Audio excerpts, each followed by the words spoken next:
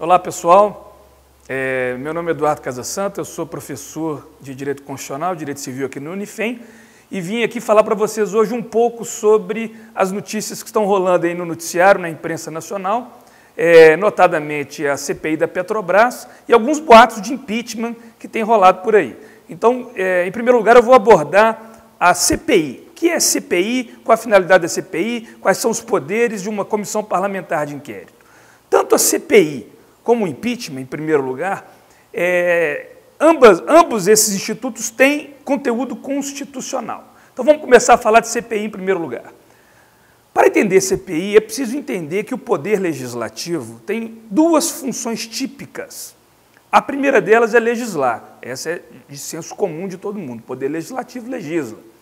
A outra função típica do Poder Legislativo, que nem todo mundo se recorda, é que cabe ao Poder Legislativo também fiscalizar.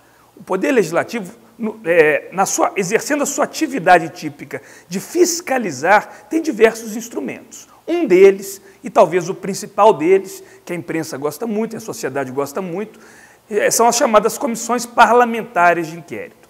As comissões parlamentares de inquérito têm previsão constitucional no artigo 58, parágrafo 3º da Constituição. Eu vou ler para vocês o conteúdo do artigo 58, parágrafo 3º. Diz assim: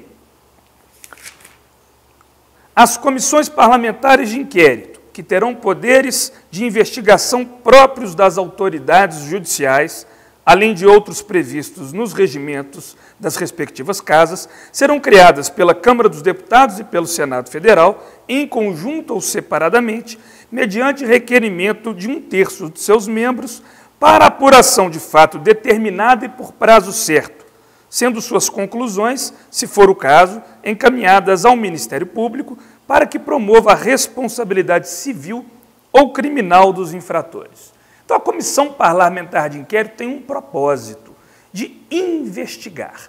Ela investiga o quê? Ela tem que delimitar, para ser criada uma Comissão Parlamentar de Inquérito, além do quórum de 1/3 de assinaturas dos membros, seja do Senado, seja da Câmara, seja de ambas as casas, ela precisa delimitar um campo de investigação, um limite de investigação, tá? Para depois determinar também o prazo de duração. Então, a CPI mais recente que nós temos no noticiário é a CPI da Petrobras. Ela foi criada por requerimento de pelo menos 1/3 dos membros, seja da Câmara, no caso é a CPI da Câmara, então, por pelo menos, são 513 dividido por 3, dá 171 deputados, né, foram criados por esse requerimento, assinaram o requerimento de criação da CPI da Petrobras e ela já está acontecendo. Bom, a CPI da Petrobras quer investigar fatos certos. Corrupção na Petrobras do ano de 2005 até o ano de 2014. O que a CPI pode fazer? O que os deputados estão fazendo na CPI? Estão investigando. Quais são os poderes que eles têm? Eles têm poderes próprios que os juízes têm quando instruem um processo penal. Então, eles podem determinar quebra de sigilo fiscal, quebra de sigilo bancário, quebra de sigilo telefônico, podem determinar busca e apreensão de documentos e coisas, podem ouvir testemunhas, e assim eles vão investigando a prática de crimes. Na Petrobras, é o caso que nós estamos relatando. O que a CPI não pode fazer? A CPI não pode mandar prender, por exemplo, ela não tem poder e a possibilidade de decretar a prisão de alguém, a não ser em flagrante delito, cabe apenas aos membros do Poder Judiciário, observado o devido processo legal. Então, a CPI não pode determinar prisão, não pode determinar também as providências que são resguardadas pela chamada cláusula de reserva de jurisdição, ou seja, aquelas que a própria Constituição Federal somente autoriza serem quebradas, serem procedidas por determinação judicial, como, por exemplo, a invasão domiciliar e a interceptação telefônica. Então, estas a CPI não pode fazer. O que ela faz? Depois que ela investigou, com todos esses poderes instrutórios que são próprios das autoridades judiciais, o que ela faz com a conclusão dessa investigação? Ela simplesmente encaminha para a instituição competente para a persecução penal dos investigados. e se for o caso de haver algum indiciamento, alguma acusação formal por parte da CPI. Então, no caso da CPI da Petrobras, se alguém houver de ser indiciado e acusado formalmente, estas conclusões da CPI serão encaminhadas ao Ministério Público Federal, que terá aí a opinião delicti de entrar ou não com a denúncia perante o Supremo Tribunal Federal. Então, o que se critica muito da CPI da Petrobras hoje? Pois se os escândalos da Petrobras já estão sendo investigados pela Polícia Federal e pelo Ministério Público, como uma CPI agregaria, o resultado de uma CPI agregaria valor nessas investigações que já estão sendo comandadas pela Polícia Federal e pelo Ministério Público Federal na chamada Força-Tarefa ou Operação Lava Jato? Então, essa é uma questão. A CPI é um palco político, né? Então, os deputados estão lá investigando e vamos ver se eles vão conseguir trazer alguma novidade para além daqueles fatos que já foram comprovados pela Polícia Federal e estão sendo objeto de inquérito lá no Supremo Tribunal Federal desde a última terça-feira, quando o Procurador-Geral da República apresentou os pedidos de abertura de inquérito contra, né, os investigados na Operação Lava Jato. Essa é uma questão, CPI, Comissão Parlamentar de Inquérito. Outra questão que eu queria abordar com vocês é sobre essa boataria que anda sendo divulgada nas redes sociais sobre um possível pedido de impeachment da presidente Dilma.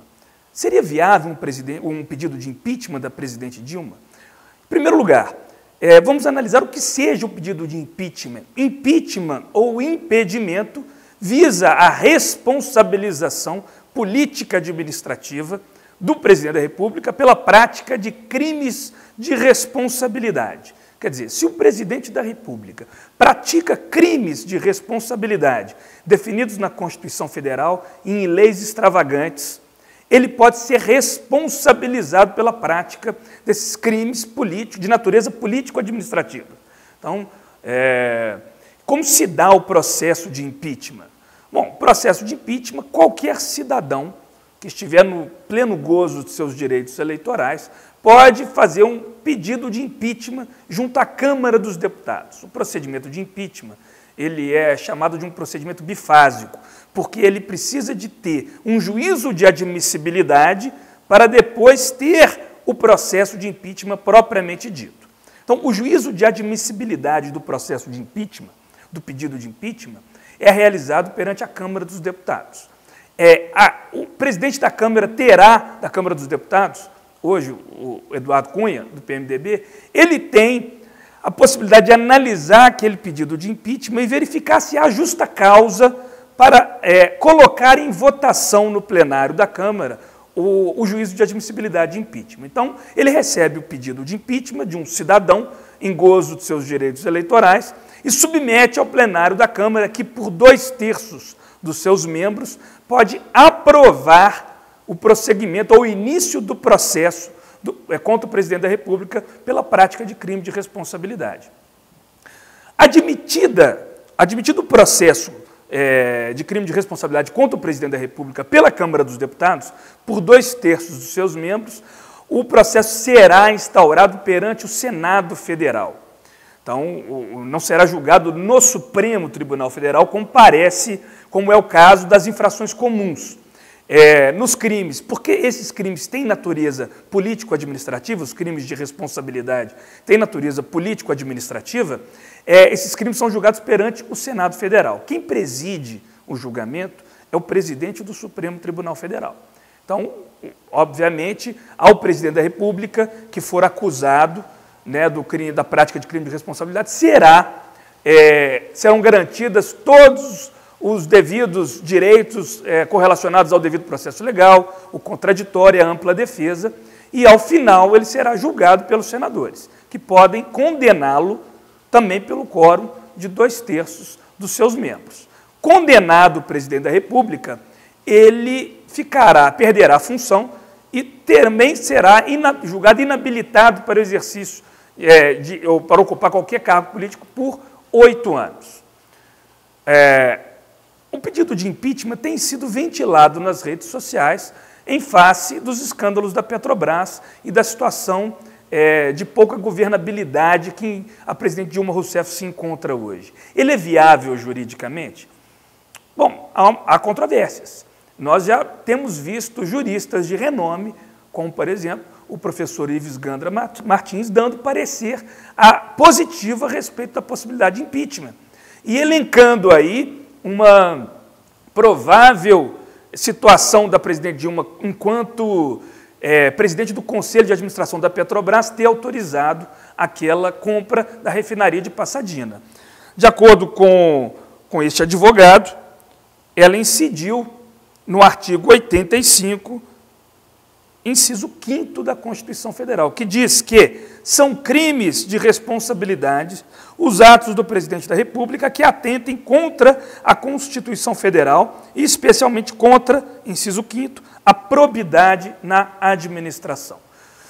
Bom, mas como eu disse anteriormente, o juízo de admissibilidade se dá perante a Câmara dos Deputados. Então, o juízo de admissibilidade de um processo de impeachment, ele tem natureza política. Quer dizer, se o presidente da República tiver maioria na Câmara dos Deputados, dificilmente esta casa autorizará o início do processo de impeachment. E dificilmente será condenado se ele tiver a maioria política dentro do Senado Federal, quando correrá o processo de impeachment propriamente dito. Então, são especulações que têm sede constitucional, são especulações que encontram justificativa no texto constitucional. Mas o que vai dizer se há ou não possibilidade de se ocorrer impeachment de um presidente da República, seja da presidente Dilma, seja de outro presidente da República, é, na realidade, a situação de governabilidade encontrada, de apoio que este presidente, que este governo tenha dentro do Congresso Nacional. Eu espero, com essas breves colocações, ter esclarecido algumas notícias que têm povoado o noticiário de ultimamente, e de maneira que eu agradeço a atenção de todos.